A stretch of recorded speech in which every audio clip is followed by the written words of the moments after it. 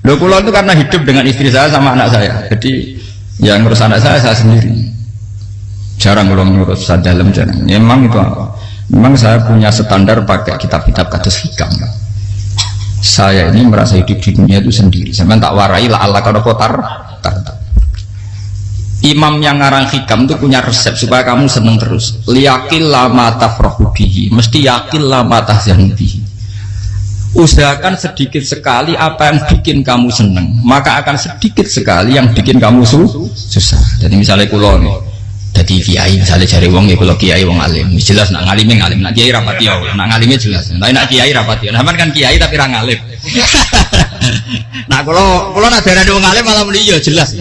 Nak kiai rapati ya, kulo rapati nurut, tapi aturan masyarakat rapati nurut. Nah sampean kiai tapi orang nopo ngalim. Ya betul. Enggak, ini memang bedanya jauh. Ya mungkin lebih kiai sampean cara derdek-derdek dongo meyakinkan sampean. Tapi cara artine dongo piye paham kulo. Lha boten iki nyata, sampe rasa tersinggung. Napa barang-barang napa? Nyata. Nah, kalau sering ditakoki kiai-kiai masalah resepnya apa jenis? Konjinan ratau susah, dal kita ratau wiridan, ratau mohon sisip. Resepnya ilmu itu gini kata hikam. Ulama yang kayak hikam tuh pernah ngarang kitab tuh saking syukurnya entah saking angkuhnya terserah komentari. Kamu harus yakin bahwa di sisa hidup Anda itu tidak akan maksiat lagi. Sehingga kalau kamu ditegur maksiat, anggap saja akhiru maksiatin kudirat alaika. Anggap itu yang Siapa yang menganggap mohal bahwa dia tidak akan dosa sampai mati, berarti menganggap Tuhan itu lemah. Karena cara berpikir kita kan bayangkan hidup itu 40 tahun lagi. Misalnya saya sekarang umur 40, bayang umur kadang 4 tahun meneh. Sampean misalnya umur selawe, bayang selawe tahun meneh. Sehingga menganggap dalam durasi selawe tahun kok orang maksiat kan mohal. Apalagi sampai sudah tahu maksiat itu bakat tempah. Ya maksiat ya kelas-kelasan, nak bikin pacaran. Nak wong iso omah yo nakal, nak sing setengah soleh ya berbau proposal ya sesuai kontaknya dhewe-dhewe. Itu kan urusan masing-masing. Ya itu kan urusan masing. Wae wakisabu ala wong ngene ora ana sing roh wae wakisabu ala. Ngrombongan wali songo, mbok kangen wali songo, mbok golek selisih wae napa alam. Sing roh pangeran piyam. Mbok kangen wali, mbok golek selisih margin. Niku pokoke wae napa itu kan urusan jenengan mbek pangeran, mboten urusan kula. Tapi tetap saya sebagai ulama mengingatkan, niat itu ditoto. Begini, ulama dulu tuh ngitung hidup itu hanya 2 menit 2 detik, sehingga dia ya gampang saja. Kayak Imam, kayak Kanjeng Nabi itu, ya Rasulullah kenapa tidak menyediakan makan untuk besok? Loh, saya itu tidak yakin kalau hidup saya sampai besok. Ya sudah begitu cara, ya sudah tenang saja. Kalau sampean kan bayangkan hidup 4 tahun lagi, 5 tahun lagi, sehingga arah mangan ya wedi tenan. Padahal bolak-balik zaman cilik arah mangan tetap ya wedi. Jadi cara berpikir Nabi itu begitu. Begitu juga cara pikir sahabat, cara pikir ulama-ulama yang waras itu begitu. Loh, saya itu pernah melarat di Jogja, zaman pertama merantau. Itu kalau santai saya bilang, Gus kok tidak punya beras, tapi apa yakin nak sesuk urip paling. Gue butuh mangan sesuk, anak sesuk ijek napa? Cara berpikir ulama itu begitu. Sehingga melihat maksiat juga gitu. Alhamdulillah aku ijek urip 1 detik, 2 detik, 2 menit. Sehingga hidup. Dan itu sudah cukup untuk lafadzkan la ilaha illallah. Makanya kata yang ngarang hikam, betapa murahnya Allah. Surga itu hanya bisa dibeli dengan 2 menit. Karena surga itu senilai la ilaha illallah. Miftahul jannah la ilaha illallah. Itu cukup 1 menit. Berarti surga itu regane mau 1 menit. Dan karena dia nganggap hidup itu 1 menit ke depan la ilaha illallah, ya sudah. Dia ngitungnya hidup itu per menit. Kalau sampean kan enggak, per 10 tahun, per 20 tahun. Sehingga kriminal betul, cara pandang sampean itu kriminal betul. Sehingga bayang kudu di duwe, kudu di bojo, nak kiai kudu di pengaruh. Nah kalau saya enggak, saya meskipun tidak sehebat itu, tapi mewarisi keilmuan mereka. Jadi misalnya saya jadi ulama, itu bayang dong, di santri mau sitok. Islam pokoknya ke Ahmadiyah ya gitu saja. Ya pokoknya ya sudah gitu. Orang bayang lo santri sing kambinan takwa khusyuk salam tempel demen gelo, demen apa? Lo tanyakan santri-santri saya itu mungkin belum pernah nyuruh istri saya bikin kopi. Bisa dihitung. Karena saya itu sederhana saja. Misalnya saya pergi dari Jogja ini yang nyata salam. Bayang lo bojo wis maca gawekno kopi, bukakno lawang malah kecewa. Seperti umumnya orang kan gitu. Semerantu ada gangno bojoku nyambut, digawekno kopi, digodhogno banyu hangat teman, bareng teko bojone wangep kukur-kukur. Karena tarifnya dia ideal, maka mudah kecewa kalau itu tidak terjadi.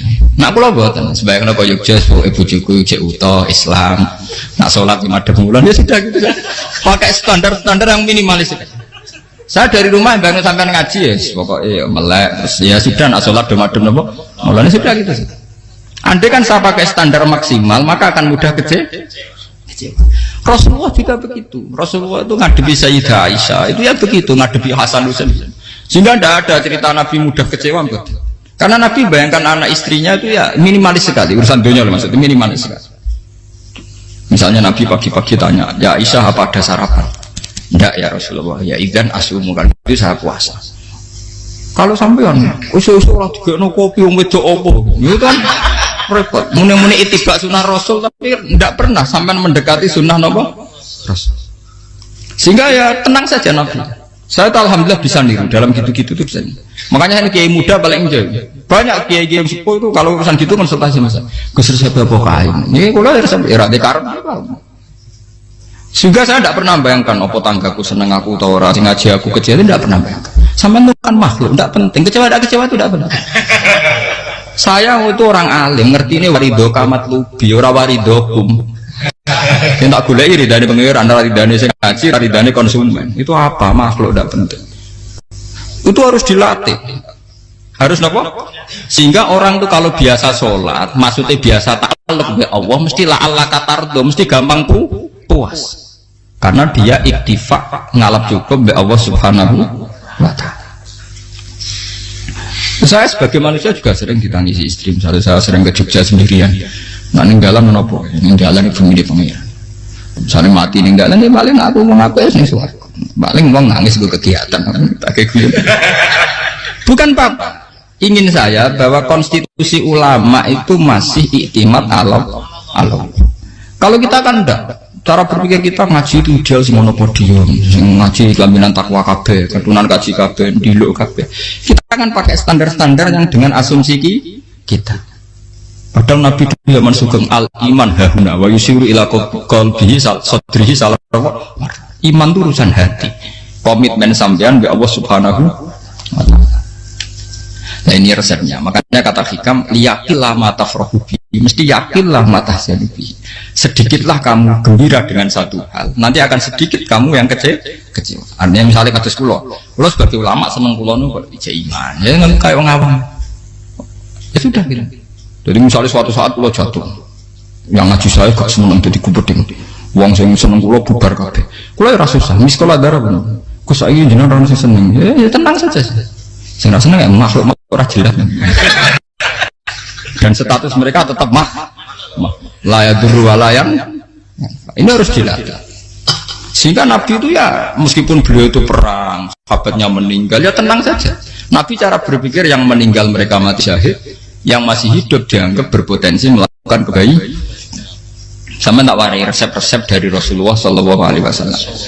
Saya ini sebetulnya memaksa, menjelaskan ini maksa, karena saya inginnya jadi ulama yang kayak umumnya orang, tidak ideal lama. Tapi kan saya ditekdir ilmunya itu ideal, jadi terpaksa saya jelaskan. Tapi kalau perilaku saya tidak akan ideal. Soalnya ngawur, saatnya mari Ghafuri pengiran nganggur balik cerita. Ada seorang wali, karena dia wali itu doa di multazam, ya Allah saya ini minta satu hal. Karena dia wali maka tidak minta uang, tidak minta jabatan, minta engkau takdir saya tidak pernah maksiat. Itu kan bagus sekali, minta doa ditakdir gak maksiat kan ada. Dari pengiran malah Syafi'i. Fa'ena ada ghufran. Karena tahu maksiat malah sifat ghafurku tak ada kok endi. Gamane pengiran kan sifat ghafurku rak nganggur.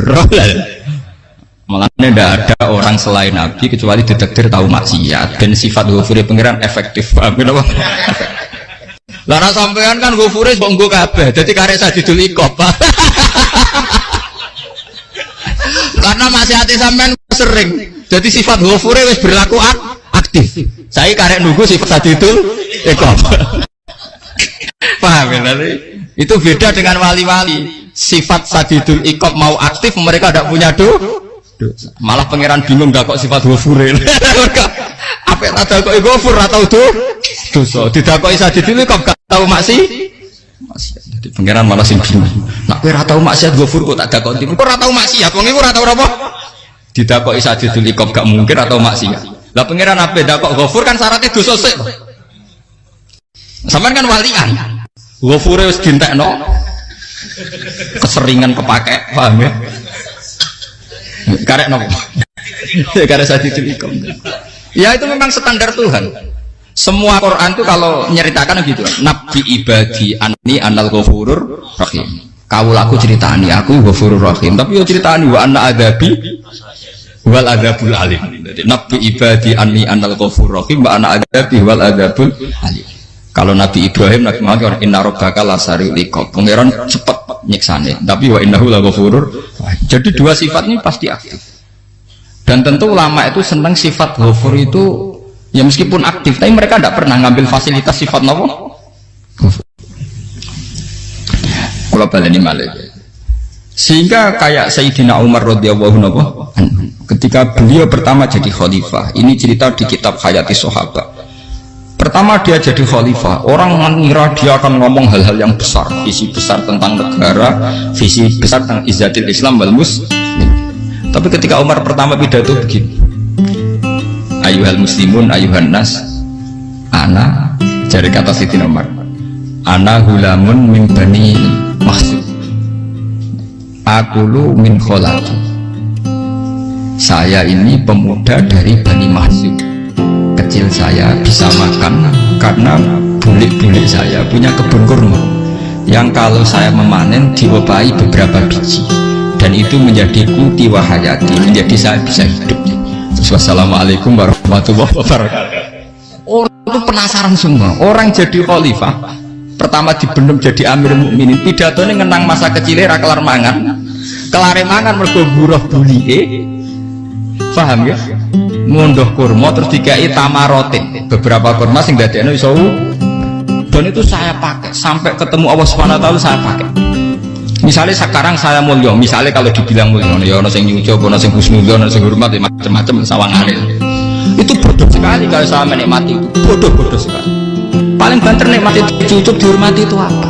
Tapi kalau nikmatnya bisa makan saat itu tuh nyawa. SBY jadi presiden prestasi, Gus Dur jadi presiden prestasi, tapi umpama presiden tetap mangan. Prestasi tertinggi ada bisa makan selisat dirumpi gojo-gojo. Makanya Umar mengingatkan, sebetulnya nikmat tertinggi saya itu tidak saat saya jadi khalifah, saat itu kok aku iso mangan, coro gak aku mati. Paham ya? Jadi itu luar biasa. Kita ini kan menjadi angkuh karena ngitung nikmat itu yang besar-besar, punya prestasi, punya. Kalau saya enggak ngitung nikmat itu kelar mangan gak mati, kan gampang. Sehingga saya tidak mudah kecewa karena tarifnya minimalis, gak gampang apa? Jadi misalnya kalau kapan-kapan kok berhubung, Gus ini Tuhan rasanya jangan ngeten-ngeten. Oh makhluk itu ya gak apa-apa. Kalau di status kiai kan seakan-akan ngomongnya sakral, seakan-akan mandi. Tapi nak tak status, oh makhluk itu ngomong-ngomong ya sudah kan. Menjadi kan sudah distatuskan sebagai apa? Makhluk. Tentu makhluk statusnya la yadurru wala yanfa. Di sini ini penting. Orang-orang ahli tauhid tentu tidak punya kesusahan. Innalladzina qalu rabbuna wa tsummas taqamu. Mesti tidak ada kesusahan sama sekali. Misalnya ulama-ulama dulu mau mati ya tenang saja. Mati kedua itu mati paling menantang ya, menyenangkan sekali. Karena mati yang seru itu mati zaman Al-Adam. Misalnya saya kelahiran tahun 70. Tahun 40-50 kan belum ada saya. Itu mati yang sejati karena Al-Adam. Kenapa? Al-Adam tidak ada. Mati yang nanti itu mati yang petualangan karena saya mati setelah menyaksikan kekuasaan Allah, setelah husnudzon sama Allah, sehingga mati yang menuruti kerinduan akan ketemu sang kekasih. Makanya Jalaluddin Ar-Rumi ketika mau meninggal dan orang-orang muridnya nangis, dia marah-marah. Hei murid-muridku, betapa bodohnya engkau. Saat kayak ini yang saya tunggu, saya sudah menyesal berusaha sampai Allah dat yang tak senang. Aku kecewa waktu makhluk-makhluk koyo kowe. Saiki wis wayahe aku goleki kholik dat sing tak senengi malah mbok tangi. Cek bodone kuwe, saat-saat sing tenteni malah mbok tangi. Betapa aku lamanya menunggu kematian ini. Mergo hidup itu keterpisahanku mbek Allah, kemen ketemu kowe. Malane Jalaluddin Rumilah yang mengistilahkan mati itu malam pengantin. Makanya fal'an awanus sirok minkum wa awan wisol habibi. Ini saat yang indah karena ketemu dengan berpisah dari makhluk-makhluk yang tidak penting menuju sama Habibi kekasihku. Dia misalkan mati itu malam pengantin. Semenjak istilah itu populer sehingga di Jawa anak orang ngipi jadi nganten takwilane mati. Itu filosofi sufi ya, filosofi apa? Lah niku tenan.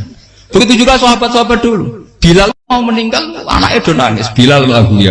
Ditanya sama anaknya, kenapa anak-anak kamu nangis? Dan jenengan badhe kabundut. Aku malah seneng nang mati. Hudan nalqal akhibah Muhammad dan wa hisbah. Aku nak urip ketemu nih kowe terus. Malah nak mati ketemu Nabi Muhammad. Hudan nalqal akhibah Muhammad dan wa hisbah. Nah, dengan cara pandang begitu maka hidup itu enjoy saja. Ya saya sebenarnya keberatan pakai kelas ini, keberatan karena saya harus ngulang sampean-sampean itu.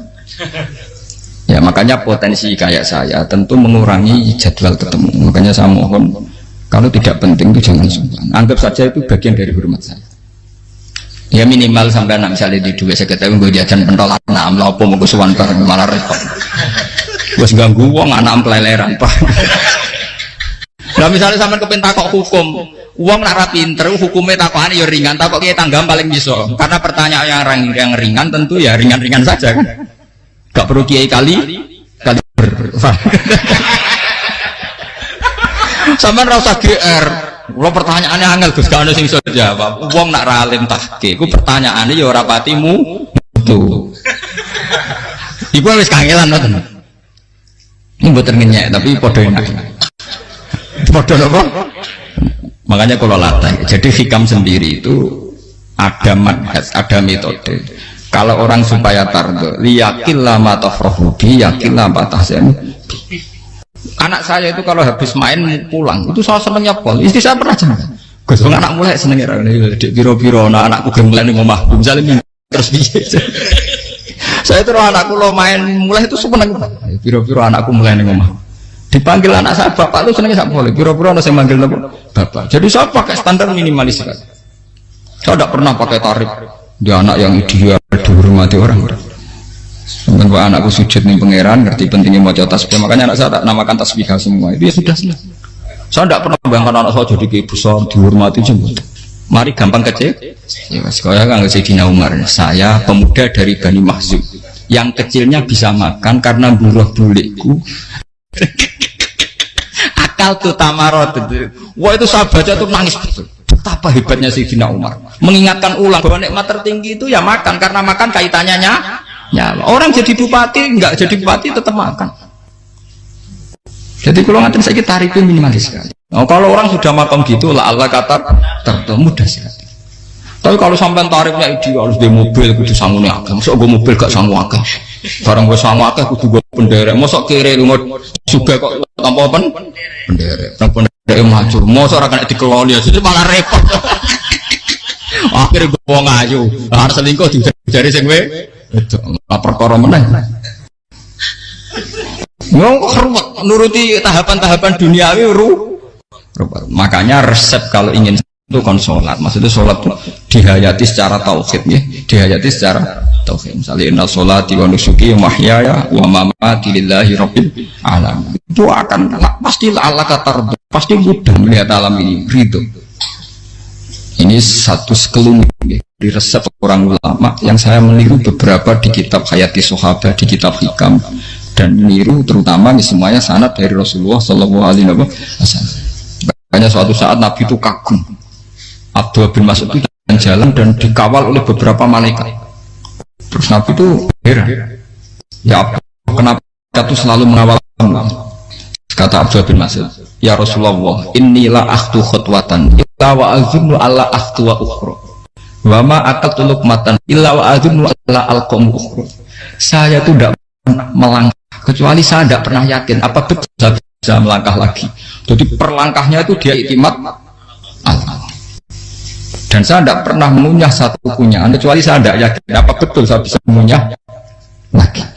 Setiap kunyahnya tetap semuanya ada Bismillah. Semua itu atas nama pertolongan atas kata Rasulullah. Orang kakak andikan saya ada nabi terakhir itu jadi nabi. Jadi kemana? Makanya dulu Nabi itu sering ngendikan, adekan orang-orang kayak gitu itu ada nubuah, tentu mereka punya derajat apa? Nubuah. Jadi tidak jadi Nabi tapi punya derajat apa? Nubuah. Nah orang yang cara berpikir gitu tentu tidak khawatir apa yang hilang dari dirinya, karena dia berkontrak dengan Tuhan hanya per menit per detik.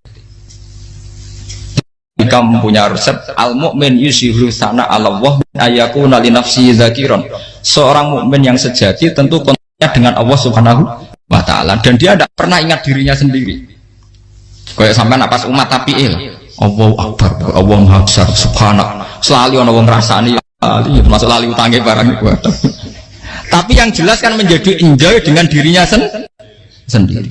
Paham ya? Menjadi enjoy dengan dirinya karena dia tidak sering punya kontrak dengan makhluk. Nah ini maksudnya ala kau. Janganlah ala kata kamu pandang. Apa nak sholat terus kabul kajati? Apa nak sholat terus untuk duit ya ber. Karena cara pikir iso aja nak duit ya.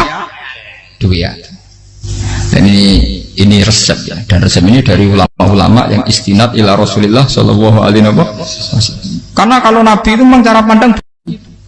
Aisyah itu pernah ditanya, ya Aisyah, saya ini ingin makan, apa daging yang dari sahabat ini masih? Wah ya Rasulullah sudah habis karena tak kasihkan tetangga. Itu Nabi tidak marah-marah, malah bilang, kamu benar Aisyah, biru yang kamu kasihkan tuh yang masih. Kau nak daging dipangan dewe kadang nuruti nafsu, nak dikekno wong sudah kau nuruti perintahnya pengen. Jadi kanjeng Nabi, beneran Aisyah. Dagingnya ijek, mungkin kalau tiang kok malah ijek, sing gue sudah kok malah sing ijek. Cara berpikir Nabi itu begitu. Tapi tahu-tahu disederhanakan sunnah Nabi serbanan. Lah itu kan, ya memang itu bagian dari sunnah Nabi, tapi sunnah seharga 10.000. Paham ya? Ya monggo mawon sampean sunnah Nabi serbanan gitu, tapi itu sunnah yang bisa dibeli dengan murah. Hakikatnya sunnah Nabi itu rata-rata bentuknya perilaku, napa? Zaman delok dawuh Aisyah tengene tiba berjanji kana khuluquhul Qur'an wa shimatuhul ghufran yansahu lil insan wa yafsahu fil ihsan wa ya'fu 'anil dzambi idza kana fi haqqihi wa sababi. Kana khuluquhul Qur'an, nabi ku akhlak dasare wis kaya Quran tok. Urusane akhlak. Wa shimatuhul ghufran, ciri utama sifatnya nabi gampang nyepuro. Yansahu lil insan, dan nabi punya niat baik pada seluruh manusia. Wayafsahu fil ihsan, sering melakukan ihsan. Dan sunnah Nabi ngoten kan luwih sering kula Quran ya wis hafal mulang. Wasimatu ghufran kula gampang nyebut sampean ngaji angop ora tau tamu. Yang sahulil insan kula bedina nate tiyang mulang. Wayafsahu fil ihsan, ihsan tak ge gampang. Kula mulang ora tau. Itu sak ngene kudu podium kudu wong dilo ya ora. Pokoke akhir kiamat dia ya madhep mulon ya sudah. Loh itu kan dawuh Aisyah ketika ditanya kaifa kana khuluqu Rasulillah, dan itu semua dijawab oleh ahwal, oleh sebuah perilaku. Tidak ada Aisyah jawab nganggo atribut. Oh Nabi itu cobaan serbanan, tidak ada itu. Memang itu sunnah ya, satu itu sunnah kan, jangan salah paham ya. Tapi itu sunnah yang tidak dijawab oleh Aisyah, sunnah yang sampean jawab sendiri, paham? Aisyah yang istrinya Rasulullah ketika ditanya kaifa kana khuluqu Rasulillah, beliau jawab kana khuluquhul Qur'an wa shimatuhul ghufran yansahu lil insan wa yafsahu fil ihsan. Semuanya akhwal wa ya'fu 'anil dzambi idza kana fi haqqihi wa sababi wa idza dia haqqu wa lam yakun li ahadin marra'ahu badihatan haba wa idza ta'ahul miskinu ajaba yaqulul haqqa walau kana murra wa la yu'minu lil muslimin hisaw wala. Semuanya itu akhwal, satu perilaku sosial. Saya mengakui kalau serbanan sunnah, ya saya ngakui. Tapi sunnah wis karena saya mewakili yang akhwal tadi, yang apa?